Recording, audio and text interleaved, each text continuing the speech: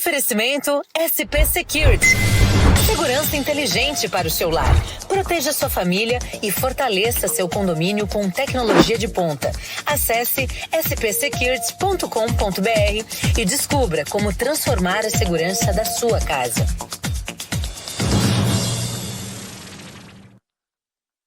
São Paulo recebe de 26 a 28 de maio a ExpoGov Brasil 2026 no Transamérica Expo Center. Um dos principais encontros do país sobre gestão pública, com painéis e palestras que reúnem grandes nomes do Brasil. Autoridades, especialistas e pré-candidatos à presidência estarão no mesmo palco, discutindo os rumos do país, inovação, governança e políticas públicas. E a cobertura será em tempo real. Transamérica Expo Center, na Zona Sul de São Paulo, das 8 horas da manhã às 6 horas da tarde. As inscrições são gratuitas. Acesse expogovbrasil.com.br. ExpoGov Brasil 2026. A Guardiã está lá, ao vivo e com você. 18 horas 23 minutos, chegamos ao fim deste segundo dia de ExpoGov Brasil 2026 e também nossa última, mas não menos importante entrevista do dia. Eu recebo aqui nos estúdios o doutor Guilherme Carvalho, ele é doutor em Direito Administrativo, acabou de conceder uma palestra com o tema da estratégia à execução, caminhos para uma administração pública de alta performance. Uau! Tema muito importante para a gente discutir aqui hoje. Boa tarde, doutor. Boa tarde. Primeiramente, eu gostaria de agradecer a participação no evento do ExpoGov. Eventos como esse enaltecem e engrandecem o dia a dia da administração pública. E nós estamos tratando, sobretudo, não só de administração pública, como também de contratação pública. E me desafiaram com um tema. E o tema foi da estratégia à execução, quais são os caminhos para chegar a uma administração pública de alta performance. Eu sempre costumo falar que nós temos mais de um Brasil, nós temos uma União, 27 unidades federadas e 5.569 ou 5.571 municípios, a depender se a gente conta Fernando de Noronha ou Distrito Federal. Mas vai lá, estamos por aí. E aproximadamente aí 2.000 municípios, no mínimo, tem menos de 5.000 habitantes. Então nós temos realidades muito díspares. Quando se tenta colocar um modelo único de administração pública para todo o Brasil, trazendo de Brasília uma legislação fechada e incorporar tudo isso ao país como um todo, eu não sei se eu consigo atingir justamente o que o Constituinte quer, o que os órgãos de controle querem, o que o Judiciário espera e entregar esta alta performance à administração, ao usuário do serviço público que é o administrado. Então essa é a ideia central e isso foi o que eu quis trazer, essas particularidades na minha fala na tarde de hoje. Não, muito importante, achei muito interessante também o tema da sua palestra. Ontem nós falávamos aqui sobre como a política ela é para todas as pessoas e às vezes ela esbarra, né, nessa questão do candidato político ser amador, ser pioneiro, né, na vida pública. Como que ele se profissionaliza para atingir uma alta gestão? Eu acho assim, primeiro, o cargo político ele requer duas características essenciais, né? O candidato, quando se elege e passa a ter, sobretudo no executivo, e passa a ter um mandato, ele tem algo que os americanos chamam de recall, ou seja, ele tem que se justificar com o público dele, entregando, sobretudo, aquilo que ele prometeu. Mas a partir do momento que ele chega no cargo, senta-se na cadeira, ele passa a enfrentar desafios que não são desafios quaisquer. E são desafios duros do dia a dia de uma administração pública com insuficiência de recursos, com agendas, digamos que relativamente não problemáticas, mas com metas difíceis de atingir, como a agenda verde, a governabilidade, políticas de governança, integridade. Então, equilibrar, calibrar toda essa margem e todas essas particularidades faz com que o gestor tenha que ser necessariamente, antes de político, ou primeiramente depois de político, um verdadeiro gestor público com técnicas que eu entendo que tenha que ser também colhidas da iniciativa privada. Entendi. Para além dessa questão técnica que o senhor traz para a gente, que você traz para a gente, tem a questão dos comissionados, o corpo técnico que vai ajudar esse gestor a gerir essa cidade. E muitas vezes esses cargos comissionados não são técnicos também, né? São as pessoas que ajudaram na campanha, cabos eleitorais. Como que no seu olhar de advogado em direito administrativo, você olha essa nuance? Como que é, você traduz isso, entende isso? Eu acho, essa sua pergunta, ela não é boa, ela está na categoria de excelente. E muita gente tem um certo receio em falar sobre isso. Vamos lá. Eu exerci, de 23 anos até 29 anos de idade, o cargo de procurador do Estado do Amapá, onde eu realizava o controle interno. E eu fui aprovado em um concurso de 4 fases de provas e títulos, incluindo prova oral. Então eu fui um servidor concursado. Eu tenho um livro que também responde um pouco a tua pergunta, e me perdoe que não é nada de propaganda, muito ao contrário, mas é uma resposta à tua pergunta sobre a advocacia pública municipal. Esses dados eu tenho.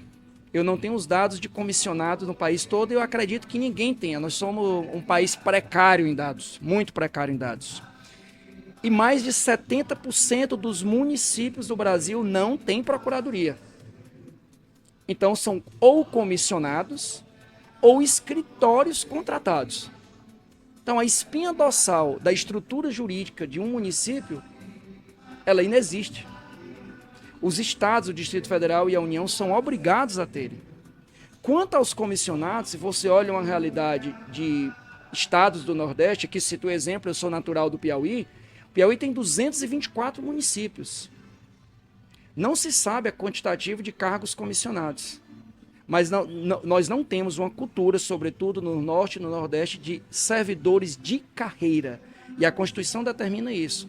A administração pública tem que ser estruturada por meio de servidores de carreira aprovada em concurso público. Então, o cargo comissionado, muito embora existam comissionados com a qualidade excepcional, a regra é que, por ele ser exonerável a depender do gosto do gestor, ele não tem a liberdade decorrente da estabilidade que o cargo público lhe proporciona. Digo, a ocupação do cargo público mediante o concurso público por provas e títulos. Ontem nós tivemos aqui no primeiro dia da ExpoGov uma palestra com Augusto Cury que falava sobre a gestão da inteligência emocional por parte do gestor público, a importância de gerir as emoções. Em um determinado momento da palestra, ele falou que o maior inimigo de um líder são os apaixonados por ele. O senhor concorda com isso? Eu concordo, eu sou fã dele.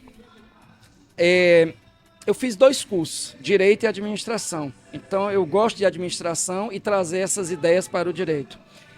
A parte do que o Augusto toca sobre a ansiedade e sobre essa liderança com aqueles que sofrem do efeito chamado manada e lidar com aquilo, com as emoções daquele eleitorado mais aguerrido, que inclusive não pensa em uma ideia institucional da administração pública, mas pensa muito mais numa ideia política e apaixonada, portanto, necessariamente apaixonada, ela atrapalha o dia a dia do gestor como um todo, ou daqueles que exercem a atividade, sobretudo, de alta gestão, de alta administração, e digo isso por quê? Porque controlar essas emoções faz com que eu me desvencilhe justamente do objetivo central da administração pública, que é me posicionar para o administrado. Este sim é o consumidor de serviço público, e não o eleitor apaixonado. Exatamente, porque às vezes a gente vê, eu sou jornalista, né? A gente vê até muitas vezes por parte da imprensa a comunicação voltar para dentro da bolha, né? Para agradar o gestor, o secretário, o vereador, quando na verdade quem tem que estar na ponta, ser o norteador da comunicação é a população, né? O senhor também percebe isso? Percebo, mas nós não temos uma cultura, a cultura do ombudsman que tem nos países nórdicos, que é ouvir que são canais de ouvidoria para o poder público. Nós temos isso na iniciativa privada, de uma forma bastante evidente na iniciativa privada, canais de ouvidoria. como melhorar a gestão pública, como entregar melhor, o que eu posso fazer para melhorar a qualidade do serviço público que é prestado. Essa é a função essencial da administração pública. Então, o conceito de administrado, tutelado pela administração, que é um conceito com viés político, ele perde um pouco de espaço e já perdeu nos países desenvolvidos. Para o quê? Para o conceito de usuário consumidor do serviço público. E quando eu tenho essa relação, que não necessariamente é aquela relação de consumo do Código de Defesa do Consumidor, mas eu tenho uma relação em que eu me justifico não só de maneira política, mas eu me justifico para o meu consumidor de serviço público, entregando o que ele, porventura, possa ou entender por melhor, ou ter me sugestionado como a melhor ferramenta ou de política pública ou de uma alta performance na gestão do serviço. Tratar, então, o cidadão, a cidadã como um consumidor, o senhor acha que é um caminho para combater esse amadorismo que a gente presencia em algumas prefeituras brasileiras? Nós, me permita, nem lhe corrigir, aderir, nós não presenciamos em algumas, nós presenciamos na quase totalidade. E aqui eu não faço meia culpa dos gestores não, porque a insuficiência de recursos também leva muito a isso, a esse caminho. Inclusive existia a PEC do Pacto Federativo, que não foi levada adiante, que tiraria boa parte dos municípios no Brasil, me permita, que foram criados ali em 1996, mais ou menos, quase 2.000 municípios. Eu acho que nós temos que viver sobre a base de duas estruturas, e essas duas estruturas estão ligadas em um binômio. A gestão qualificada pela entrega do bom serviço público ao usuário. Não é o verso e o inverso de uma mesma moeda. Essa é a ideia principal da gestão pública e da qualidade do serviço público. Então, te respondendo de forma mais direta, precisamos mudar esse foco. Claro, todos os países desenvolvidos aderem justamente a essa ideia. Usuário do serviço público, consumidor do serviço público, e não apenas um tutelado da administração pública. Existe um debate também, né, por meio da comunicação, principalmente a comunicação independente, de que o sistema, dito sistema, não quer que a população se informe, tenha cultura, tenha conhecimento, para que ela não pressione esse governo, né, para que a manutenção da desigualdade, a manutenção dos privilégios se mantenha. Qual que é a sua visão sobre isso? Pode parecer que eu seja um pouco duro quanto. Eu já escrevi sobre das prerrogativas aos privilégios desse texto. Nós criamos uma cultura de serviço público no Brasil, de estruturação do serviço público com uma certa margem de privilégios. Nós não encontramos na iniciativa privada, e esse ponto é bem importante, um nível de trabalho em que as pessoas trabalhem 20 horas. Não existe isso no Brasil. Existe uma carga horária mínima de 44 horas semanais. Isso é muito difícil de encontrar na administração pública. E eu sempre me faço uma pergunta e jogo essa pergunta para quem nos assiste. Qual a razão objetiva de um servidor público não poder trabalhar o mesmo quantitativo de horas que se encontra na iniciativa privada e que todos nós aqui estamos acostumados a lidar? Então, eu entrego menos à medida que eu trabalho menos e eu não tenho um controle de qualidade sobre o trabalho que eu estou realizando. Essa técnica de controle, de avaliação de desempenho, ela quase foi introduzida no Brasil em 1998. Mas o corporativismo, talvez esse privilégio, essa cadeia criada de forma endógena pelos próprios servidores públicos, e são críticas construtivas que eu estou fazendo, ela nunca foi levada adiante, de modo que nós não temos um critério de avaliação de desempenho e possivelmente, isso tende a impactar na qualidade do serviço que é prestado à população, independentemente de qual seara, seja judiciário, seja executivo, seja até mesmo no legislativo. Muito bom, doutor Guilherme Carvalho, ele é doutor em Direito Administrativo. Muito boa essa conversa. Acho que a gente poderia render aqui muitas horas desse assunto, que tem muita coisa para a gente falar, mas gostaria que o senhor deixasse as suas considerações finais sobre esse tema. Fica à vontade até para explanar algo que o senhor trouxe na palestra. O tema de administração pública, sempre esse modelo de administração pública que se busca de gestão de qualidade, de eficiência, é um tema desafiador. É um tema, por vezes, nem tanto polêmico, porque nós temos uma cultura no Brasil muito vinculada à legalidade, de permitir que a administração faça apenas o que se encontra na lei ou possibilitado pela lei. Só que nós estamos vivenciando, não de agora, há muito tempo, novas tecnologias. E essa imposição dessas novas tecnologias, a lei nunca é capaz de acompanhar. Então eu sempre digo, o gestor tem que ser, além de cumprir a lei, também ousado. E a ousadia do gestor público caminha sempre no mesmo sentido. E que sentido é esse? A melhor entrega do serviço público. Essa é a palavra que eu deixo de maneira final aqui para quem nos assiste. A administração pública não pode padecer de omissão. A omissão tende sempre e necessariamente a prejudicar o cidadão. Então o administrador tem que ser ousado, eficiente e proativo, buscando as melhores soluções, sempre na visão da melhor qualidade do que possa ser entregue à população. Muito bom. Para quem quiser acompanhar seu trabalho, o senhor tem redes sociais? Tem uma rede social, eu posso compartilhar depois, aí no Poucaverso, mas Guilherme, mais um Carvalhos. Então tá bom. Muito obrigada pela conversa super produtiva. Nós encerramos aqui esse segundo dia de cobertura da Expo Gov Brasil 2026, mas amanhã estaremos de volta aqui com o nosso hub de comunicação, trazendo as melhores entrevistas, né, os resultados das palestras. Muito obrigada a você que acompanhou essa programação com a gente. Nós voltamos amanhã. Muito obrigada. No Manai Gastronomia, nossa comida é feita com amor. Inspirada na diversidade de ingredientes e paladares. Cada receita é preparada diariamente com ingredientes fresquinhos e da melhor qualidade. Explore o nosso buffet self-service, que oferece uma centena de opções para agradar todos os gostos e dietas. Visite nossas unidades Consolação, Berrini, Paulista, Augusta e Cidade Jardim. Confira endereços e horários nas redes sociais e em nosso site. Venha saborear uma refeição inesquecível no Manai Gastronomia, onde a qualidade e o sabor se encontram. Oferecimento SP Security.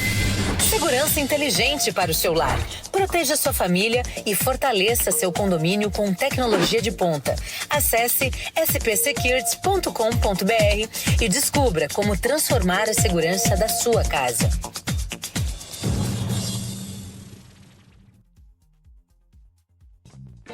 Está tendo problemas com a internet da sua empresa? Sabemos que se manter conectado é algo indispensável no dia a dia de qualquer negócio. Então, chega de passar sufoco. Venha para o futuro da conexão. Venha para a TerraCorp.